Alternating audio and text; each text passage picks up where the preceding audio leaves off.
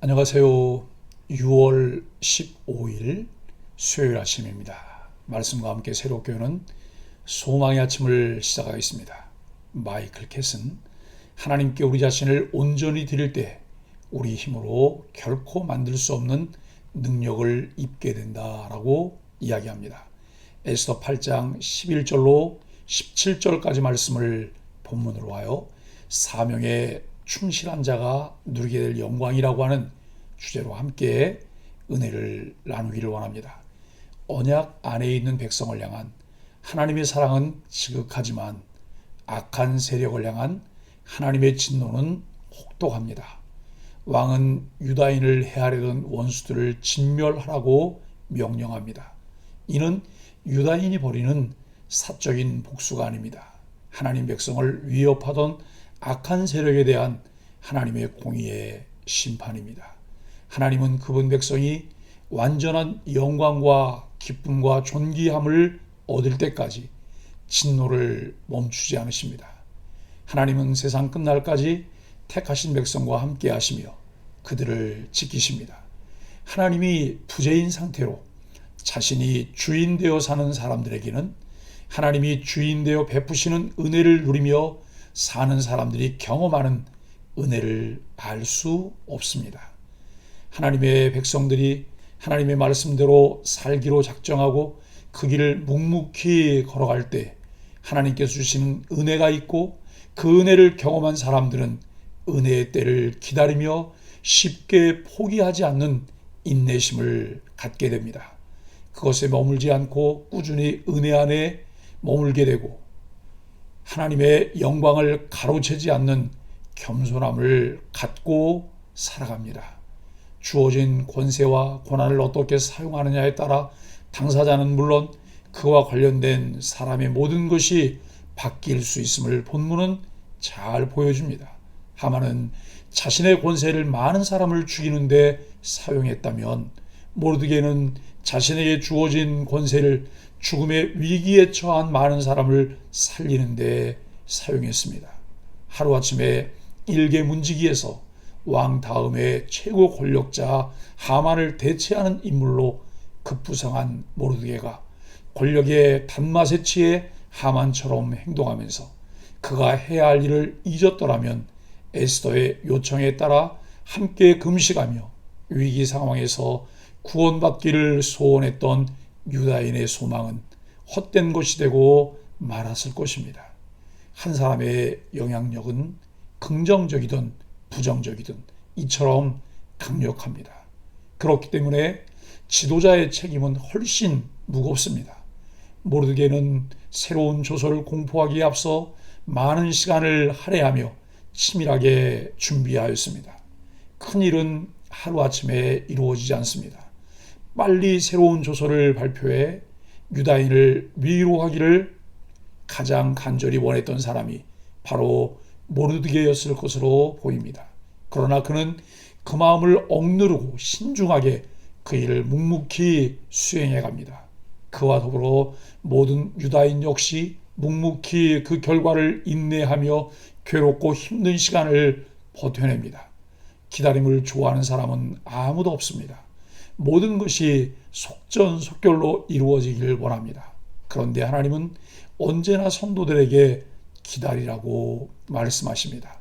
예상보다 늦어졌던 보상을 통해 모르드게는 그것 또한 하나님의 계획 안에 있었음을 경험하게 했습니다. 빠져나올 수 없을 것 같은 깊은 수렁에서 나와 영광과 즐거움과 기쁨과 존귀함을 만끽하는 유대인처럼 긴 기다림 가운데서도 하나님을 신뢰하는 성도들에게 생각보다 더 이른 시간에 하나님이 그것을 누리게 하십니다. 11절로 14절은 새로운 조서의 실행입니다. 하나님은 위협적인 상황을 없애거나 적을 사라지게 하는 대신 스스로 방어해 싸울 수 있는 길을 열어주십니다. 새로운 조서에 따라 유다인에게는 방어할 수 있는 고난이 생겼습니다.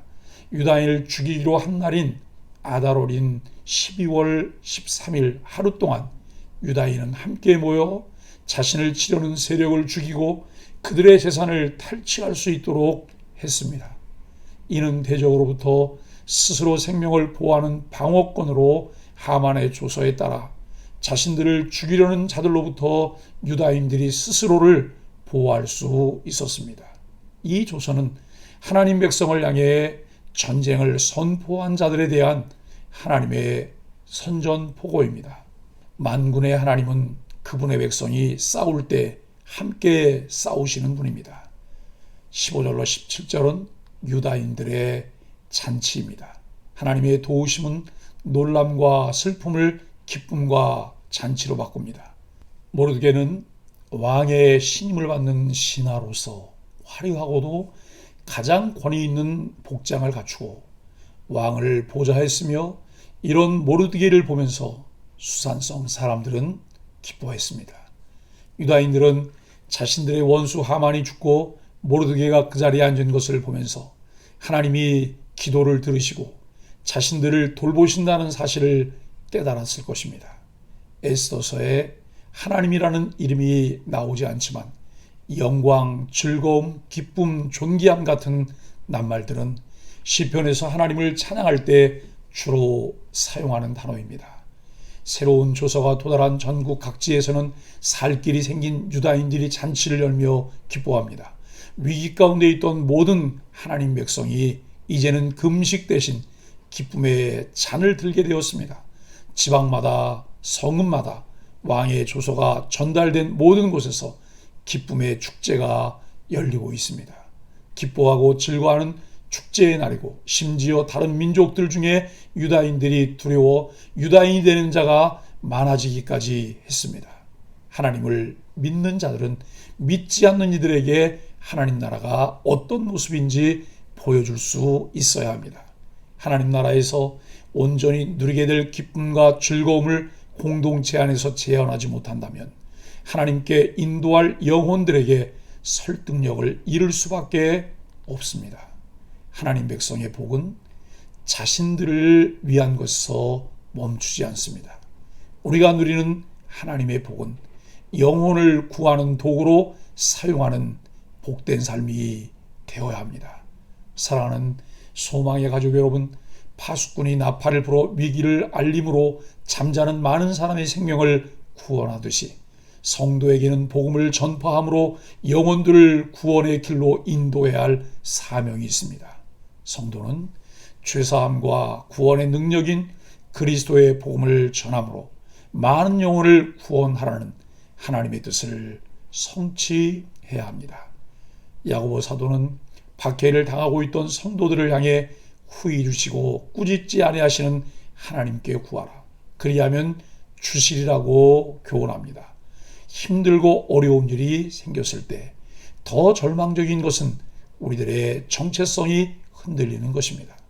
하나님의 언약 안에 있는 축복의 통로라는 사실을 잊지 않고 후히 주시고 꾸짖지 아니하시는 하나님께 지혜를 구해야 합니다. 한치의 흔들림이나 요동함 없이 주어진 사명에 충실할 때 하나님은 가장 적절한 때에 우리들에게 약속하신 하나님의 영광을 볼 수 있게 하십니다.